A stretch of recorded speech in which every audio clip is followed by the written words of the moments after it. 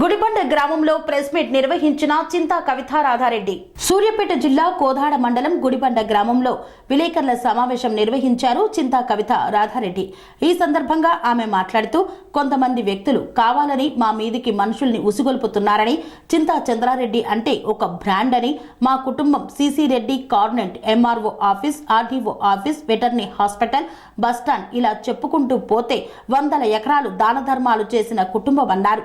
కానీ ఈ రోజు ప్రభుత్వం మారగానే 1 ఎకరం భూమి నాది అంటూ మనుషుల్ని ఉసుగొల్పుతున్నారని, వీరందరూ ఉత్త అమాయకులని, అసలు సూత్రధారులు వేరే ఉన్నారని అన్నారు. గతంలో వాళ్ళు మాకు భూమి అమ్మిన మాట వాస్తవమని, అట్టి భూమిని మేము మరొకరికి అమ్మడం జరిగింది. మరల వారి దగ్గర నుండి మేము కొనుక్కొని ఇల్లు కట్టుకున్నామని, మరల ఇప్పుడు వచ్చి మాకు భూమి ఇక్కడ ఉన్నది అడగటం హాస్యాస్పదంగా ఉందన్నారు. వాళ్ళు మాకు మీకు ఎటువంటి భూ తగాదాలు లేవు అన్నట్టుగా రాసిచ్చిన పత్రాలను చూపిస్తూ చట్టపరంగా వారి దగ్గర ఉన్న పత్రాలను తీసుకొని వచ్చి లీగల్గా అడిగితే బాగుంటుందని, ఇలాంటి సంఘటన మరోసారి జరిగితే మేము ఎందాకైనా వెళ్తామని హెచ్చరించారు. నమస్కారం. ఈరోజు గుడిబండలో జరిగిన సంఘటన మీ అందరూ కూడా వాస్తవికంగా పొద్దున 8 గంటల నుంచి ఇప్పటి వరకు మీరు అందరూ కూడా ప్రత్యక్ష సాక్ష్యంగా చూస్తున్నారు. ఇక్కడ ప్రేక్షక పాత్ర ఎవరిది అనేది మీడియా సోదరులే డిసైడ్ చేయాల్సిన పరిస్థితి. నేనేమి మా కుటుంబం ఏమి అక్రమంగా భూములు సంపాదించుకోవడము, భూములు లాక్కోవడము ఆ చరిత్ర ఉన్న కుటుంబం కాదు. ఈరోజు కోదాడ నియోజకవర్గంలోనే కాదు, తెలంగాణ రాష్ట్రంలో ఉమ్మడి ఆంధ్రప్రదేశ్లో కూడా చింతా చంద్రారెడ్డి అనే బ్రాండ్ మీ అందరికీ తెలుసు. ఈరోజు ఎంఆర్ఓ ఆఫీస్ కావచ్చు, ఆర్డీఓ ఆఫీస్ కావచ్చు, సిసి రెడ్డి కాన్వెంట్ కావచ్చు, ఈరోజు వెటనరీ హాస్పిటల్ కావచ్చు, వాటర్ ట్యాంకులు కావచ్చు, కోదాడలో ఒక భూములు దానం చేసిన కుటుంబంగా మా కుటుంబానికి ఒక మంచి పేరుంది. ఈరోజు ఎవరి దగ్గర భూములు లాక్కొని మేము వాళ్ళని అక్రమంగా అధికారికంగా ఏదైనా వాడుకోవాల్సిన అవసరం మాకు అంతకన్నా లేదు. ఒకవేళ అదే అక్రమంగా జరిగితే అది లీగల్గా ఫైట్ చేసుకోవాల్సిన అవసరం ఉంది. ఈరోజు అధికారం మారంగంలోనే లేకపోతే ప్రభుత్వాలు మారంగంలోనే మాకేదో వెనకంగా సపోర్ట్ ఉంది కదా అని చెప్పేసి ఈరోజు మేము చేసింది న్యాయం, ఆ రోజు వాళ్ళు చేశారు అనే దానికి వాళ్ళు ఇంకొక రకంగా వెనక నుంచి చేయించే వాళ్ళు, ముందు నుంచి వచ్చే వాళ్ళకి సమాధానం చెప్పాలి అని అనుకుంటే, ఈరోజు మేమేమి దీన్ని సృష్టించింది కాదు. ఇదంతా కూడా ఒక గ్రీన్ పెన్ అధికారికంగా సంతకాలు పెట్టిన పేపర్స్, ల్యాండ్. చంద్రారెడ్డి గారి వారసులు ఎవరైతే 3 ఉన్నారో వాళ్ళ దగ్గర నుంచి వేరే వాళ్ళు కొనుక్కొని, వేరే వాళ్ళ దగ్గర నుంచి ఇది కొని ఆ డాక్యుమెంట్తో ఇంటి పర్మిషన్ తీసుకొని ఇల్లు కట్టడం, కనీసం ఒక నైట్లో కట్టిన ఇల్లు కూడా కాదు, 12 నెలలు పట్టిన ఇల్లు. 12 నెలలు కడుతున్నప్పుడు వాళ్ళు ఏమైపోయారు?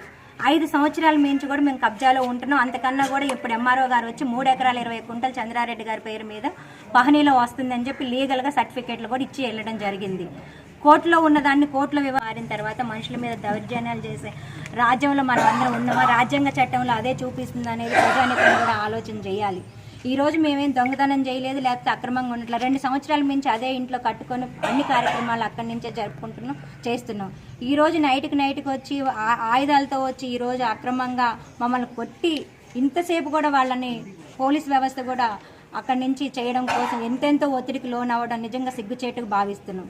ఏదేమైనా ప్రజాస్వామ్యంలో ప్రభుత్వాలు మారినా అధికారులు కావచ్చు, పోలీస్ యంత్రాంగం కావచ్చు, ప్రెస్ కావచ్చు, లేకపోతే ఇంకొక రకంగా ఎవరైనా కావచ్చు, ప్రజాస్వామ్యాన్ని సామ్యబద్ధంగా జరుపుకోవాలి. కానీ ఇట్లా అక్రమంగా చేసి ఒక ఆడపిల్ల మీద రాజకీయ కక్ష సాధించాలి అని ఎవరినో ఒకరిని అడ్డంగా పెట్టుకొని బూచిలాగా చూపెడితే మేము కూడా ఎక్కడి వరకు వెళ్ళాలి అక్కడి వరకు వెళ్తాం. లీగల్గా ఫైట్ చేయడానికి మేము రెడీగా ఉన్నాం. వాళ్ళకి ఏదైనా కాగితాలు ఉన్నా ఏదైనా ఉన్నా కూడా మేము అందరం దాన్ని కోర్టు ద్వారాగా తేల్చుకోవాల్సిందిగా మీ అందరికీ చెప్తూ, అదే వ్యవస్థని రాజకీయంగా కాకుండా సామరస్యంగా చేసే పోలీస్ యంత్రాంగం కానివ్వండి, పేపర్ మీడియా వాళ్ళు కానివ్వండి, రెవెన్యూ కానివ్వండి, ఇంకా అధికారులు కానివ్వండి, ప్రజాప్రతినిధులు కానివ్వండి, న్యాయం ఉంటే ఎవరి వైపు ఉంటే వాళ్ళ వైపు లీగల్గా తేల్చుకోవడానికి మేము సిద్ధంగా ఉన్నాం. దయచేసి ఇలాంటి అక్రమాలని ప్రోత్సహించొద్దు. ఏ ప్రభుత్వమైనా కూడా ఇలాంటి మాకే జరుగుతున్నాయి అంటే ఇంకా సామాన్యులు భయభ్రాంతులతో గురయ్యే అవకాశాలు ఉన్నాయి. కాబట్టి అందరం కూడా సమన్యాయంగా మన అందరం కలిసి పోరాడుతూ మన న్యాయాన్ని, మన హక్కుల్ని మనం కాపాడుకుంటూ ఈ విషయాలలో నాకు ఎవరికైనా నేను అన్యాయం చేశాను అని అంటే నేను ఎక్కడికైనా రావడానికి సిద్ధంగా ఉన్నా. వాళ్ళని కూడా లీగల్గా ఫైట్ చేయడానికి సిద్ధంగా ఉంటే పర్లేదు. కానీ ఇలా అక్రమంగా చేస్తే మాత్రం మేమైతే ఎక్కడికైనా ఎంత దూరమైనా వెళ్ళే పరిస్థితి మేమే వెనకాడం. మాకెవరికి భయపడాల్సిన అవసరం లేదు. మేమందరం కష్టపడుకుంటే వచ్చిన ఇల్లులు, ఆస్తులు తప్ప మేమేం తోచుకుంటే వచ్చిన ఆస్తులు కాదు. దయచేసి మీడియా సోదరులు కూడా ఉన్నది ఉన్నట్టు చెప్పినట్టుగా రాయడానికి ప్రయత్నం చేయండి. కానీ ఎవరి ఇష్టం వచ్చినట్టు వాళ్ళగా ఎవరికి న్యాయం ఉంటే, ఎవరికి డాక్యుమెంట్లు ఉంటే వాళ్ళని మీరు న్యాయపరంగా పేపర్లలో కానీ దేంట్లో రాయడానికి ప్రయత్నాలు చేయాలి. కానీ ఈరోజు దేనికో ఒక దానికి లోబడి మాత్రం ఎవరు కూడా పని చేసుకోవద్దు. ఈరోజు నాకు జరగచ్చు, రేపు మీకు జరగవచ్చు. ఇట్లా ప్రభుత్వాలు మారిన తర్వాత, అధికారం మారిన తర్వాత, ప్రజానాయకులు మారిన తర్వాత ఇలాంటి వెనక నుంచి అక్రమాలు చేపిస్తే ఈరోజు నాతోనే ఆగదు, అది కూడా ఇంకా ఎక్కువ స్థాయిలోకి పోతుంది. కాబట్టి మీరు అందరూ కూడా, మేము కూడా ఊరుకోం. మా మీద అక్రమంగా పేపర్లలో రాసిన పేపర్ వాళ్ళని కూడా మేము ఊరుకోం. అధికారికంగా లీగల్గా ఫైట్ చేసి ఆ పేపర్ వాళ్ళని కూడా వదిలిపెట్టేది లేదు. అధికారికంగా ఎవరన్నా ఏ యంత్రాంగం అన్నా మాకు ఆపోజిట్గా పనిచేస్తే వాళ్ళని కూడా వదిలిపెట్టే ప్రసక్తే లేదు. ఏదేమైనా లీగల్గా ఫైట్ చేయడానికి మేము రెడీగా ఉన్నాం. వాళ్ళు ఎవరు కూడా మా శత్రువులు కాదు, మా కుటుంబంలో ఉన్న మా గ్రామ ప్రజలే. వాళ్ళకి అన్యాయం చేయాల్సిన అవసరం కానీ ఆలోచన కానీ మాకు లేదు. వాళ్ళని ఎవరో వెనక నుంచి రెచ్చగొట్టి పంపిస్తున్నారు తప్పితే వాళ్ళు కూడా అమాయకంగానే మనం కూడా భావించాలి. ఎందుకనంటే అదేం ఒక ఓవర్ నైట్లో కట్టింది కాదు, 12 నెలలు పట్టింది కట్టడానికి. 5 సంవత్సరాల క్రితం వాళ్ళందరూ కూడా రాతపూర్వకంగా కుటుంబ సభ్యులందరూ కూడా వివరం కూడా ఆ భూమి మీదకి రాము, అర్హులం కాదు అని సంతకాలు పెట్టాక ఈ రోజు వచ్చారని అంటే వాళ్ళ వెనకాల ఎవరు ఉన్నారు అనేది ప్రజానీకం కూడా గమనించాలి. ఈ రోజు ఇది ఇంతటితో ఆగిపోతే బాగుంటుంది, కానీ ఇంకొంచెం ముందుకెళ్తే మాత్రం ఎంతకైనా సిద్ధమని మీ అందరికీ కోరుకుంటూ సహకరించవలసిందిగా విజ్ఞప్తి. స్వామి బోధానంద గోసేవ ఆశ్రమం సైథాపూర్. జ్యోతిష్యం, వాస్తుశాస్త్రం మన పూర్వీకులు మనకిచ్చిన వరం. దుర్గాదేవి, కాలభైరవ ఉపాసనతో వాక్సిద్ధి పొందిన శ్రీ శ్రీ బోధానందగిరి స్వామివారు మీకు ఎలాంటి సమస్యలున్నా, వాటిలో ముఖ్యంగా ధన నష్టం, ఆరోగ్య నష్టం, భార్యాభర్తల మధ్య గొడవలు, ప్రేమించుకున్న వారు దూరం అవడం, ఎన్ని సంబంధాలు వచ్చినా పెళ్లి ముడి పడకపోవడం, రోడ్డు ప్రమాదాలు, అప్పుల బాధలు, వ్యవసాయంలో నష్టాలు, పెద్దల మాట పిల్లలు వినకపోవడం, ఆరోగ్య శాంతి, గృహశాంతి, మనశ్శాంతి లేకపోవడం, ఇలాంటి సమస్యలు ఉన్నట్లయితే ఒక్కసారి స్వామీజీని కలవండి. మీ సమస్యలకు తగిన పరిష్కారాన్ని పొందండి.